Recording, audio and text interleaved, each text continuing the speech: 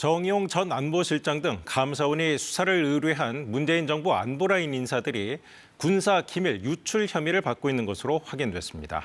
비밀이 포함된 미사일 교체 작전 정보를 미리 중국에 알리고 국내 반대 단체에도 전한 걸로 의심된다는 겁니다. 정재호 기자가 보도합니다. 지난 2020년 5월 경북 성주 미군 기지로 사드 관련 장비를 실은 대형 수송 차량이 진입합니다. 사전 예고 없이 진행된 수송 작전이었는데 지역 주민과 사드 반대 단체 회원 등이 기지 진입로를 막아서며 새벽부터 경찰과 충돌했습니다. 감사원은 주민들이 장비 반입을 막아선 배경에 수송 작전 정보 사전 유출이 있었던 것으로 의심하고 있습니다.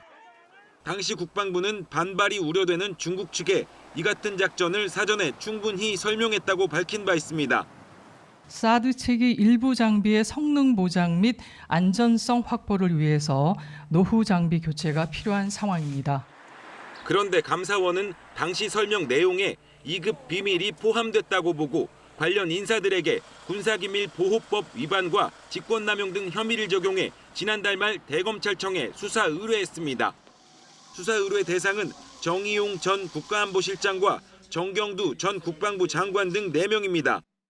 이에 대해 정 전 국방부 장관은 중국 측에 알린 건 국가안전보장회의 결정에 따른 것이고 비밀 자료는 전혀 없었다고 반박했습니다. 또 시민단체에 알린 것은 상황관리 차원이었다고 설명했습니다. 더불어민주당은 근거 없는 전임 정부 정치 보복이라고 반발했습니다.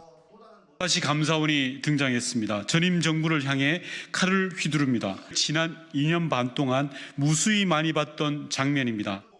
그러면서 문재인 정부는 사드 배치를 의도적으로 지연한 적이 없고 사드는 정상적으로 운용됐다고 관련 사실을 부인했습니다.